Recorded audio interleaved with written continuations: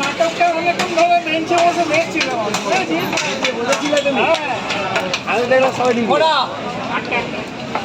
নাটক দেখে নিয়েছো, অভিনয় শিখে গেছো, পরের পালাতে তুমি করবে দুজনের সাথে। আর দুষ্টু কোকিল লেগে দেবো, সঙ্গে নাচবে। তোমার দোকান নাচি না রাজার লোক পাচ্ছে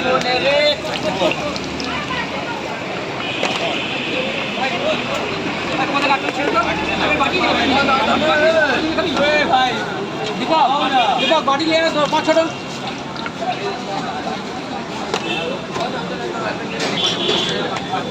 5-6টা বাড়ি নিয়ে আসো বাবু।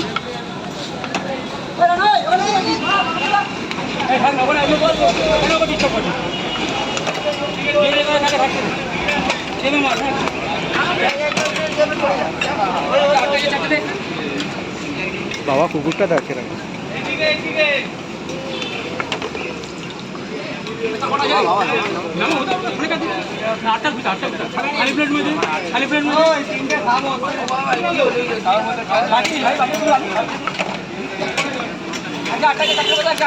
কিবার বন্ধ থাকে? কোনোদিন বন্ধ থাকে না, কোনোদিন না। আমি মরে গেলে সেদিনকেও খোলা থাকবে।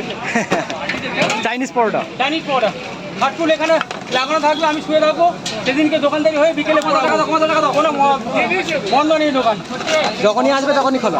ছোট মোটো আছে 4টে 2টে 5টা যে কোনো 4টে ছেড়ে দে। বালিগঞ্জ থেকে কিভাবে আসতে হবে বলে দাও না। বালিগঞ্জ থেকে অনেকে আসে, আমি ঠিকানাই বুঝতে পারিনি প্রথমে, বলে দাও না। কোথা থেকে? বালিগঞ্জ থেকে কিভাবে আসবে? বালিগঞ্জ থেকে হাজারমোড় অটো পাওয়া যাচ্ছে, অ্যাভেলেবল। অটো স্ট্যান্ডের কাছেই অনেকে কি বলবে? হাজারমোড়, বালিগঞ্জ থেকে আমরা বলবো হাজারমোড় যাবো।